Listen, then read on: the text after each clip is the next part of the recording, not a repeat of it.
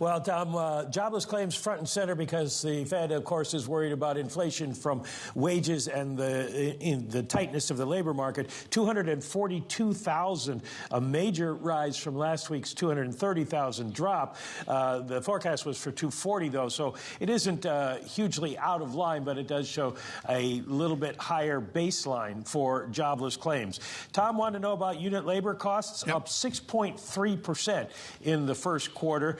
Non-farm productivity overall down 2.7%. So not good news on the productivity and cost front. Does show inflation pressures remain. And then the trade balance comes in at negative $64 billion. That is down from negative 70.6. So it's one of the reasons, and we saw this in the data, that the first quarter growth came in a little bit higher than we had thought. I want you to get to unit labor costs. Stephen Rasciuto is going to help us out here in a moment, Mike, but let me have your word on it. I know productivity is really moldy, to be polite.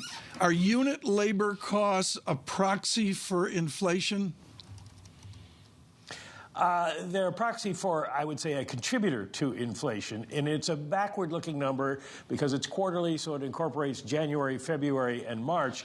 But basically, it's telling you that there were labor cost pressures, higher labor cost pressures in the first quarter than in the fourth quarter, and that is something that we already knew. Now the question is, what do we see in the second quarter? Does that go down? Because according to the data that we've had on wages and salaries, they have eased a little bit as the quarter went on. And this is something that Jay Powell himself really spoke to, saying he doesn't believe this is the main driver coming from the wage picture yesterday.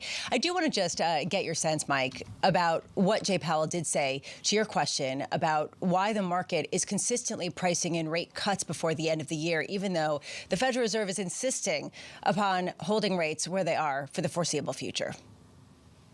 Well, the market seems to be betting that we're going to see inflation fall faster than the Fed anticipates. The Fed thinks it's going to be a very slow process, that they've got the low-hanging fruit.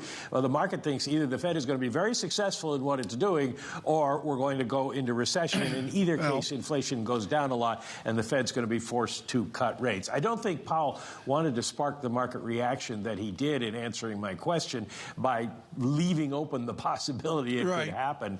But, it is possible if the inflation data break the right way for them.